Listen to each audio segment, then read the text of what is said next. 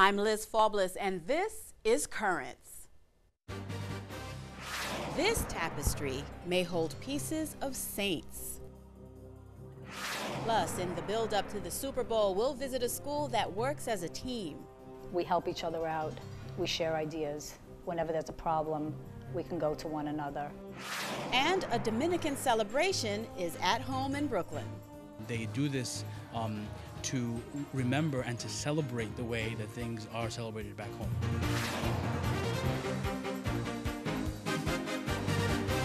Good evening, and thank you for joining us. Well, it may be another mystery of the church. A religious sister in upstate New York has discovered a tapestry that may contain 365 relics of saints. According to the newspaper Western New York Catholic, the tapestry was a gift to Buffalo Bishop John Timon from Pope Pius IX sometime in the late 1850s. It hung in Buffalo's cathedral, but was removed in 1913 and placed in the care of the Sisters of St. Joseph while a new cathedral was being built.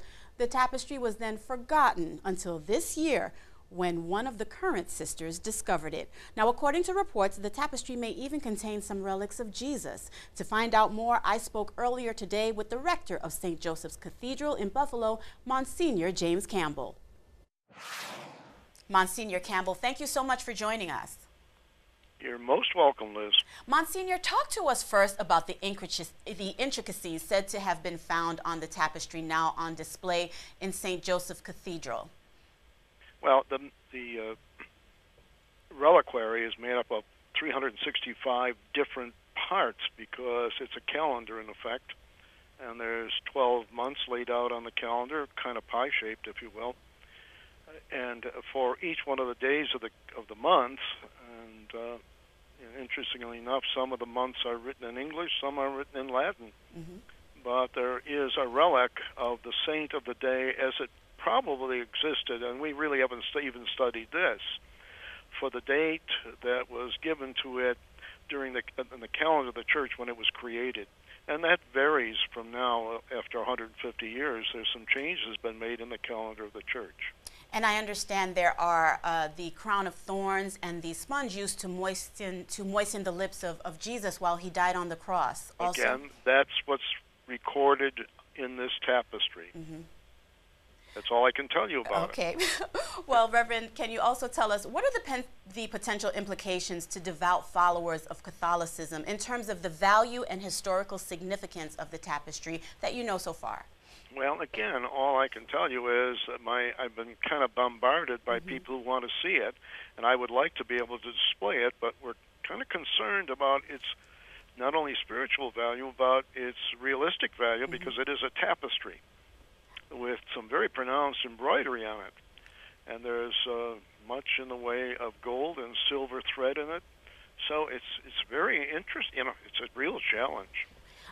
That being understood, when you've heard of such discoveries in the past, is your initial reaction typically one of hope, one of doubt? I'll believe it when I see it, as you just mentioned, especially the authenticity of, say, like the centuries-old blood-stained Shroud of Turin, which contains a faint impression of a human body. What is your initial reaction when you see discoveries such as this? Well, again, all I can talk about is the faith that created it at the time it was created, and the faith that really went into the creation of this. I cannot testify to the authenticity of anything here because we really don't have any documentation at all. Like the Shroud of Turin, you know, again, that's been examined and examined and over-examined and examined again. Mm-hmm. And people just do not agree on its authenticity. Some certainly believe it in faith, others do not. We have experts such as Reverend Peter Schneller. He's an archivist for the New York province of the Society of Jesus, saying verifying the tapestry's authenticity is not so simple. What exactly goes into verifying these authenticities? Well, again, I would like to see some documentation, because ordinarily in this day and age, when you receive a relic, you receive a piece of paper with the relic testifying to its authenticity. But again, the relics that go back a ways, I'm not that much of I'm a modern historian. Mm-hmm. I'm not a church historian, which really takes you back 2,000 years. If and when these artifacts are authenticated, based on your knowledge of these types of things, will they remain in Buffalo or taken out of the state and moved to what may be considered a safer location? Again, there's an old saying in law, possession is 9 points of the law. We have it. So it probably would take an order from Rome in order to take it back. And Monsignor, have you heard how the relics came into their possession? We only can guess. The story that we have present to us now is it was given to Bishop Timon, our first bishop, who reigned here in this diocese from 1847 to 1867. Sometime in that time, when the cathedral was dedicated, and our date of dedication is August of or July of 1855, that this was given as a gift to the bishop from the Holy Father Pius IX. That's the story. And Monsignor, just one final question. I understand there's a lot of work still to be done, but what do you say to the faithful here in our area who hear of these findings occurring in countries and regions that seem so far away, and now we've learned that it's possible we have our own mystery right here at home? What do you say to our faithful here? Well, again, first of all, I think I would like to see people study it, again, from their own faith, and to be able to locate, if you will, their favorite saint, or maybe even the saint that they're named after, on this tapestry. And that's what we're planning to do in the way of a display. Monsignor Campbell, thank you very much. I have a feeling we'll be talking a little bit more to you in the future, but I do really appreciate your joining us today. You're welcome. And stay tuned, there's more currents ahead. Deadly violence is driving Catholics and other Christians out of northern Nigeria. We'll have that and the rest of the day's headlines next.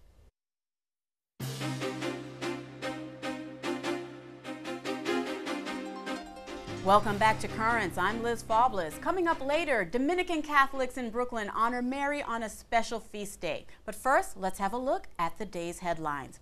In Nigeria, a mass exodus. As many as 35,000 people, including a large number of Catholics, fleeing their homes in northern Nigeria. This as Islamic extremist group Boko Haram continues its attacks in the region. One source telling the organization Aid to the Church in Need, Boko Haram's stated goal to rid northern Nigeria of Christians. Human Rights Watch reports the group has killed nearly 1,000 people since its 2009 uprising and have also destroyed churches in nearby cities. The Catholic bishops of Nigeria have condemned the group's actions.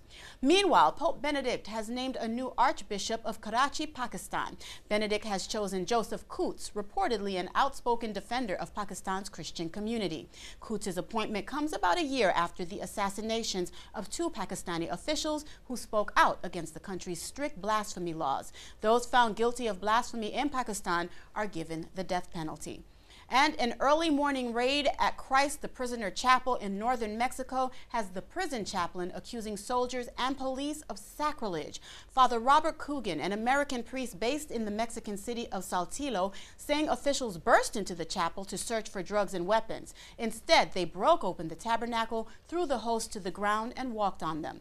Bishop Raul Vera Lopez of Saltillo expressed his displeasure with the January 24th raid and sacrilege, saying no possible explanation exists that justified what happened.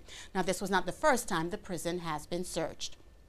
Well, Pope Benedict gathered with members of other Christian faiths to mark the end of the week of prayer for Christian unity. Rome Reports has more.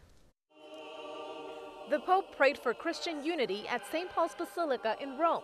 Representatives of the Orthodox and Anglican Church were also there, as well as those from other Christian churches. It marked the end of the week of prayer for Christian unity, where all Christians, regardless of their denomination, were called to pray for unity. Quando infatti imploriamo il dono dell'unità dei discepoli di Cristo, facciamo nostro il desiderio espresso da Gesù Cristo alla vigilia della sua passione e morte, nella preghiera rivolta al Padre, perché tutti siano una cosa sola. Benedict XVI invited all Christians to remain faithful to Jesus Christ by uniting against injustice, hatred, and despair. Uniti in Cristo, siamo chiamati a condividere la sua missione, che è quella di portare la speranza là dove dominano l'ingiustizia, l'odio e la disperazione. He then added that Christian unity is not achieved within a short time, but rather it's a task that requires patience and attention. L'unità visibile della Chiesa deve essere paziente e fiduciosa. Solo in tale disposizione trovano il loro pieno significato la nostra preghiera ed i nostri impegni quotidiani per l'unità dei cristiani. L'atteggiamento di attesa paziente non significa passività o rassegnazione, ma risposta pronta e attenta ad ogni possibilità di comunione e fratellanza che il Signore ci dona. Every year, the Pope takes part in this brief but symbolic celebration, which coincides with the feast of the conversion of St. Paul. The Archdiocese of Vienna, Austria has issued an apology after a priest there published the names of people who have formally left the Catholic Church. Now, according to the Associated Press, the names were printed in the Archdiocese newspaper. A large number of people have left the church following sex abuse scandals. Leaving the church frees people from paying a church tax. In its apology, the Archdiocese says making the names public is not allowed by state or church rules. The priest has also apologized by offering Mass and writing a letter to those affected. Well, from people leaving the church to those entering, the head of the newly established Anglican Ordinariate says there is still a long road ahead. Speaking with Catholic News Service, Father Jeffrey Steenson says leaders need to create new norms to govern the Ordinariate. He says other challenges include building relationships among clergy spread out across the country. Steenson is the former Episcopal Bishop of the Rio Grande. He was accepted into the Catholic Church in 2009. He is married with 3 grown children and 1 grandson. Now, because he is married, Steenson will not be ordained a Catholic bishop, but will become a full voting member of the U.S. Bishops' Conference. In Minnesota, Governor Mark Dayton has announced that a new football stadium for the Vikings will not be built near a basilica. Dayton told AP that he heard church officials' concerns and decided to remove a location near the Basilica of St. Mary from a list of potential stadium sites. Church representatives say they want the Vikings to stay in Minnesota, but were concerned a new stadium near the basilica would impact church services and activities. Elsewhere, shutting down death chambers. That's the goal of a measure that's been introduced in Washington state. Several state legislators are backing an agenda that would abolish the death penalty. Now, some say it won't get far this year because lawmakers are taking up too many divisive issues like same-sex marriage, legalizing marijuana, and charter schools. Now, since capital punishment went back on the books in Washington state in 1981, just 5 people have been executed. According to AP, the federal government and 34 states currently use the death penalty. 16 states have abolished it, with Illinois being the most recent last year. Well, Alaska Airlines is grounding a 30-year tradition. The carrier will no longer hand out prayer cards to its passengers beginning February 1st. In an email to regular customers, Alaska Airlines CEO Bill Ayers said some passengers like the cards, but many believe religion is inappropriate on an airplane. In the message, Ayers said the decision does not change the company's core values or care for their customers. Well, Cardinal Designate Edwin O'Brien says his successor as Archbishop of Baltimore could be named sometime in March. Speaking with Baltimore radio station WBAL, O'Brien said his best guess is that the new Baltimore Archbishop will be selected in mid-March. He says it's only a guess and that he has no inside information. O'Brien has been Apostolic Administrator of Baltimore since being selected to lead the Knights of the Holy Sepulchre. O'Brien says he's still getting used to the fact that he will soon be a cardinal. I saw the Pope last week, and he greeted me. He said, "Congratulations, Your Eminence." And that's the first time I was called that, and I was very, very touched by that. I'm looking around to see who they might be speaking to, but I guess I'll get used to it. It's a humbling thing. It truly is. I see, priests in our archdiocese who work harder than I am working, who are brighter, holier, and I mean this. It's somehow or other I'm the man, and right time, right place, doing the right thing, I guess, and it's God's grace that has helped out too.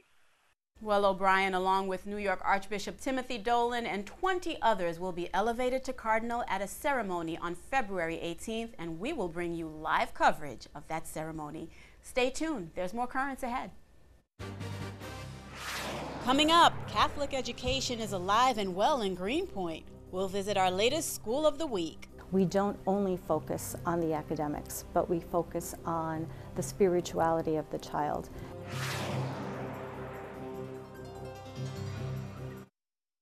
Welcome back. The Super Bowl is just over a week away. Our hometown Giants are getting ready to take on the Patriots. Now, the Pats are considered the favorites, just as they were 4 years ago. But that year, the Giants came out on top. And as we all know, anything can happen. But whoever wins, though, it will no doubt be the result of teamwork, a quality that's needed in all walks of life. Take, for example, education. If a school is ever going to be successful, it will be because of the hard work of teachers, administrators, and parents keeping their eye on the ultimate prize, the success of the next generation. It's something that the people at St. Stanislaus Kostka Academy in Greenpoint, Brooklyn know very well. St. Stan's is our latest School of the Week.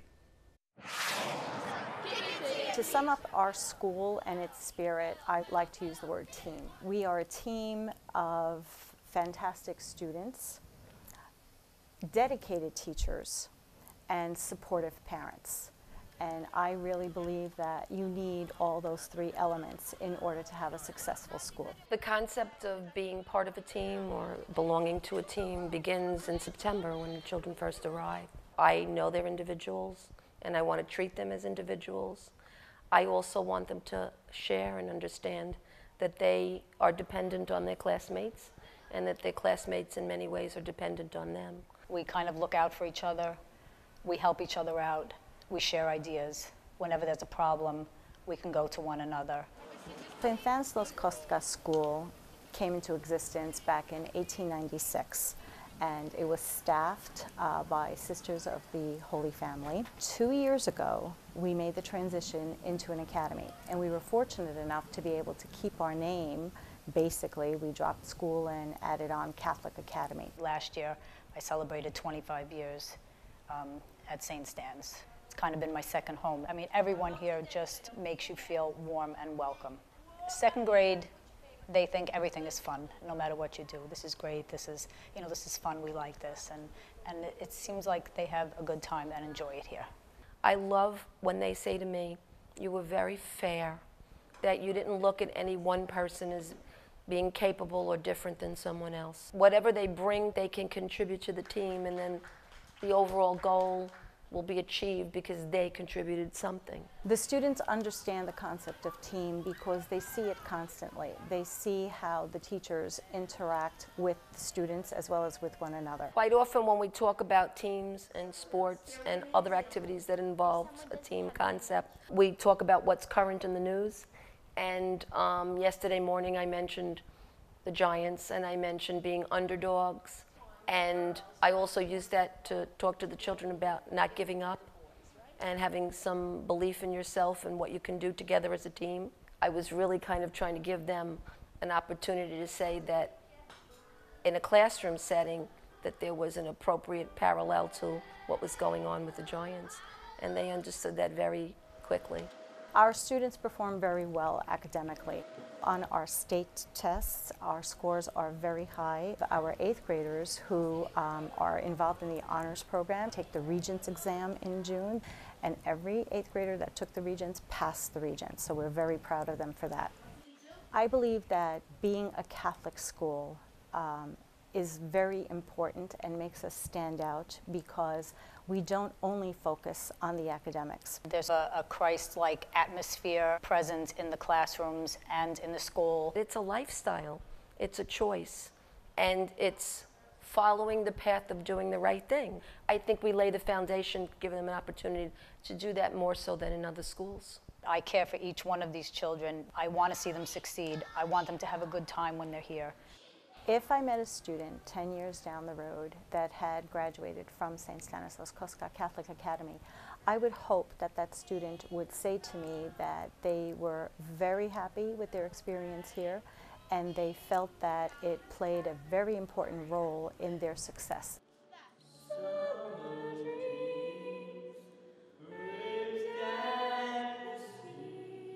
So by pulling together, I believe we truly are a winning team.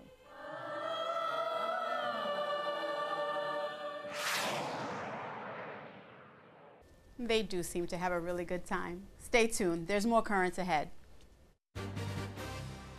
When we return, a celebration of Mary takes to the streets of Williamsburg. It was a great example and a great testimony to the faith of the people and how much of a devotion and how much love they have to Our Lady under the title of Nuestra Señora de la Altagracia.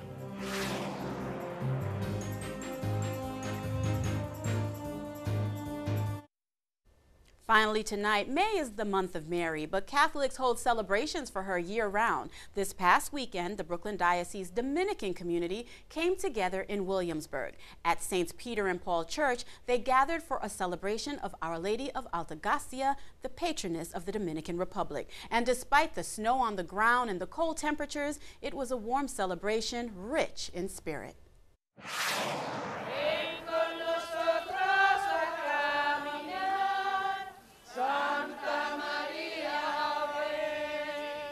We're here to celebrate the feast of Nuestra Señora de la Altagracia, who's the protectress of the Dominican Republic and of the Dominican people. We started out with a procession through the streets of Williamsburg in an effort to evangelize really the community here throughout Williamsburg. It was freezing. We woke up this morning for the past few days. Really, we were wondering whether we were going to have to cancel the procession because of the snow forecast. It was a great example and a great testimony to the faith of the people, particularly to the Dominican people, and how much of a devotion and how much love they have to Our Lady under the title of Nuestra Señora de la Altagracia.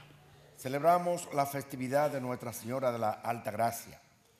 Y desde aquí nos unimos a las autoridades dominicanas, a la Iglesia y a la población en general que hoy acude a Higüey o acudió ya a rendirle homenaje a la protectora del pueblo dominicano.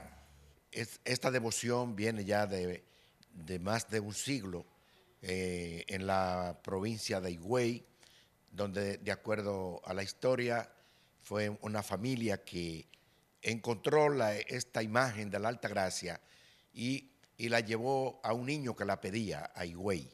Y desde entonces esta imagen ha sido venerada. Primero era una iglesia semicolonial en Higüey y hoy hay una gran basílica.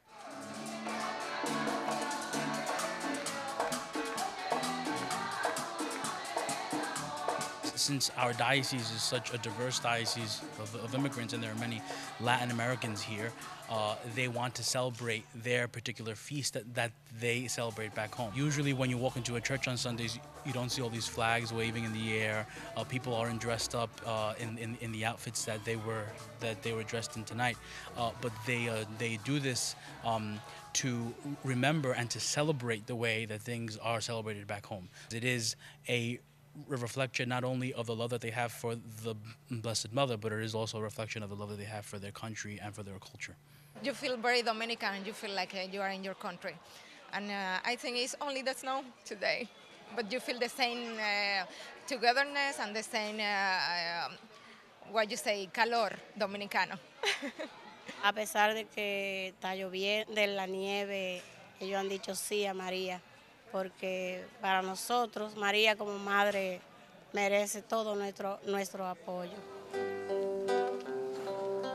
What the church tries to do is to welcome local communities, and when they worship together as a community, have them bring who they are, where they come from, their entire culture with them. It's a way in which people can really feel very much at home away from home.